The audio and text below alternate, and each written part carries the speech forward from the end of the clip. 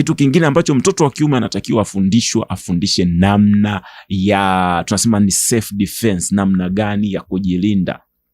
Sio afundishwe ili akapigane na wengine, lakini namna gani ya kujilinda, kwa sababu mwanaume pia ni protector. Kwa kama ni protector, huwezi kujiprotect kama wewe mwenyewe haujui skills za namna gani ya kujiprotect, kwa sababu kuna mazingira unaweza kuwa exposed kwenye mazingira fulani ya hatari. Kwa katika ile mazingira ya hatari ujue ni namna gani ya wewe kuweza kujikinga, wewe kuweza kuwa salama. Kuna watu wengine ambao sasa wameendelea zaidi, wanawafundisha hadi watoto wao martial arts skills, namna gani ya kuweza kujidefend, na ukiangalia kwenye zile martial arts wanasema ni kwa ajili ya self defense. Unaona? Sasa ukiingia kwenye, sasa hatutamani sitamani kwamba kuambia watu waende sasa deep sana, kwa sababu pia ukienda deep sana huko, ukienda kwenye extremes za hizo martial arts sometimes utaba kuna na imani zingine zinatoka, no. Lakini nafundisha tu zile basic kwamba aweze namna gani ya kuweza kujiprotect, self protection.